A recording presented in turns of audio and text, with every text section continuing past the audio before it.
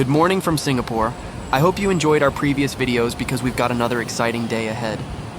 We left a little early because we're excited to see something special and show it to you. Today, we're flying from Singapore to Vietnam with Vietnam Airlines in economy class. After 30 minutes or so, we finally arrived at Terminal 3 for our Vietnam flight. And from a distance, we could already see Jewel, and we couldn't wait to explore it and share it with you. Once we got into Terminal 3, the first thing we noticed was how clean, modern, and bright it felt. Even the terminal itself was pretty fun to explore. We even came across this model of the airport, and it really shows you just how massive Changi actually is. It was also surprisingly quiet, which made the whole place feel really relaxed. Before exploring, we checked the flight information to see where we could drop our suitcase. Singapore is pretty strict when it comes to what you can and can't bring on a flight, so make sure you check these rules before you pack. It can save you a lot of trouble later. We finally found our check-in desk, and the whole process was super quick. The staff were really friendly and helpful. We used the self-service kiosk, got our boarding passes, dropped off our suitcase, and were ready to explore.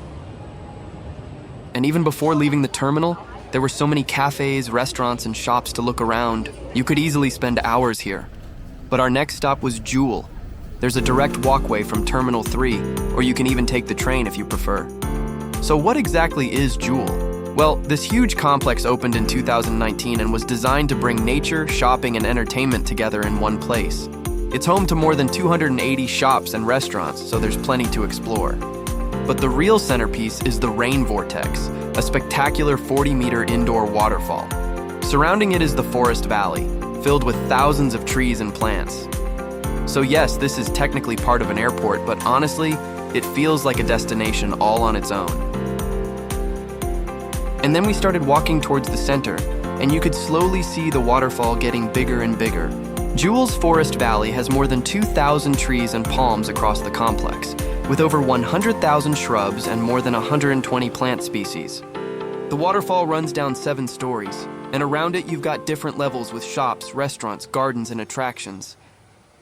We then went down to the ground level to get a closer look, and this is where you really appreciate the size of the waterfall. Seeing all that water coming down right in front of you is pretty impressive. And then, surrounding all of this, you've got this massive shopping and dining area. There were so many different stores, from big brands to some really fun ones like Pokemon.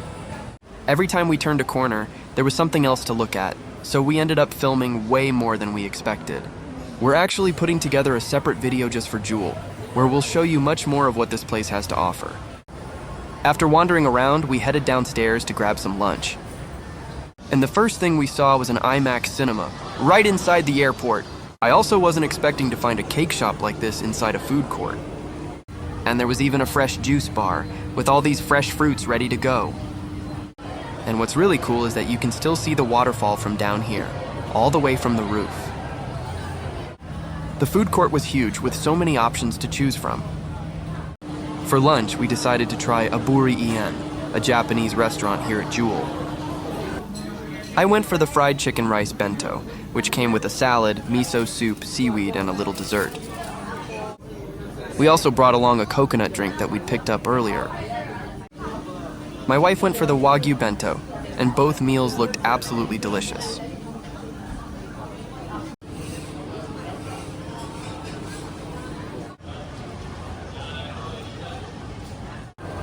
There were so many different restaurants and food options down here. We'll show you more of this food court in our full Jewel video. From Japanese food to fresh coconut drinks, there were options for pretty much everyone. After lunch, we went upstairs for our tax refund. We found this kiosk, followed the instructions, and the refund went straight to our credit card. It was quick and really easy. And I had to show you this little ice cream machine, designed like a mini Singapore airport control tower. Pretty cool detail. After exploring Jewel for quite a while, it was finally time to head towards our gate. And the good thing is, you can enter the departure area from any of the terminals and use the SkyTrain to get to your terminal. And then we realized there were even more shops after departure. We thought we'd seen most of them already, but apparently not. And from here you get a really nice view of the apron, so you could easily sit here and watch planes for hours. There were still plenty of shops to explore, so even after passing through departure, there was more to see. We came across some really interesting little stores as well, and by this point we'd spent quite a while exploring this terminal. But it was finally time to head to our departure terminal, so we hopped on the SkyTrain and made our way across.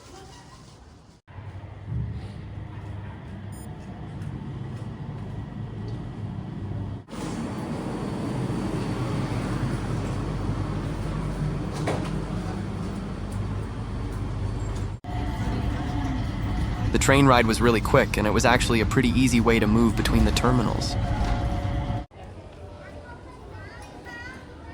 Once we got into our terminal, we were lucky enough to spot a sign for the butterfly garden. We'd actually heard about it before, but completely forgot about it.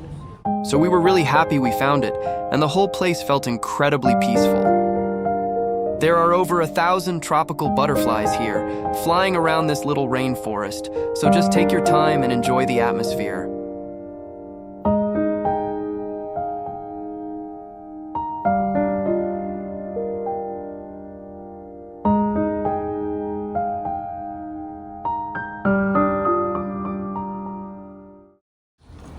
After the butterfly garden, it was time to head towards our gate for the flight to Vietnam, so we made our way through the terminal.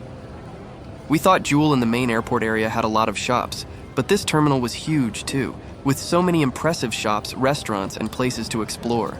They even have these automated wheelchairs where you enter your gate, put your bag on the back, and it takes you there by itself.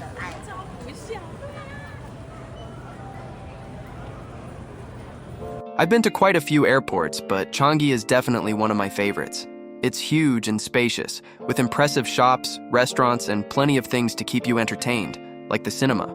At the same time, the greenery and butterfly garden give you a sense of calm, especially if you get nervous before flying. And if you have a long layover, there are plenty of places to relax and spend your time. We finally made it to our gate, and our Vietnam Airlines Airbus A321neo had just arrived from Hanoi. After a short wait, boarding finally started, and it was time to get on board and see what the economy class cabin looked like.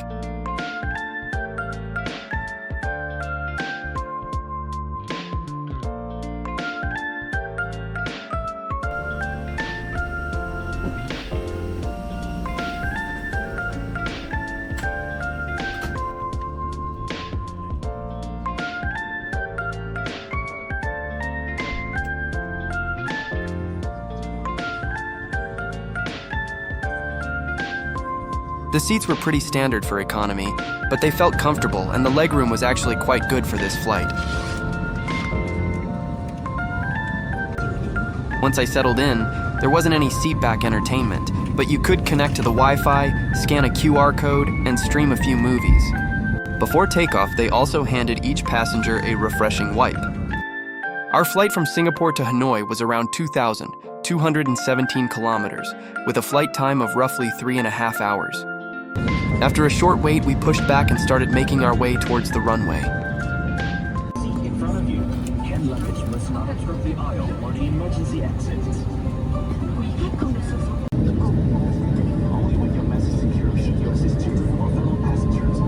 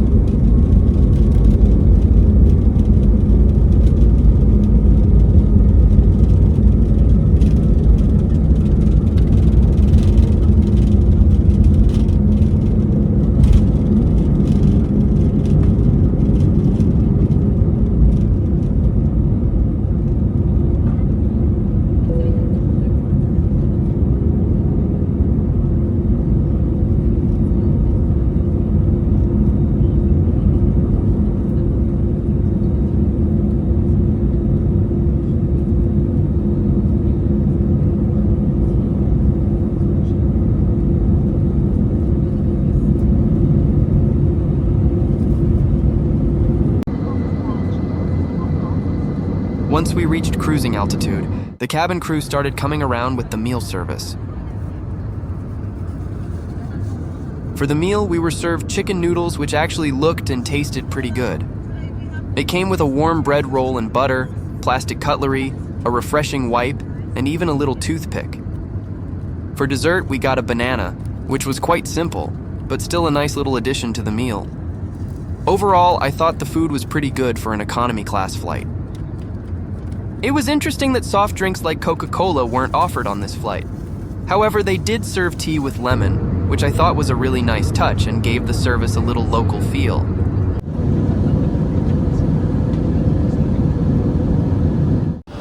After a while, it was time to take a quick look at the toilet. It was actually very clean and had a fresh air freshener, which was nice. If you watched my Iberia video, I mentioned how some A320neo toilets can feel really tight. Vietnam Airlines seems to have sacrificed a few seats to give this one a little more space, which made a big difference.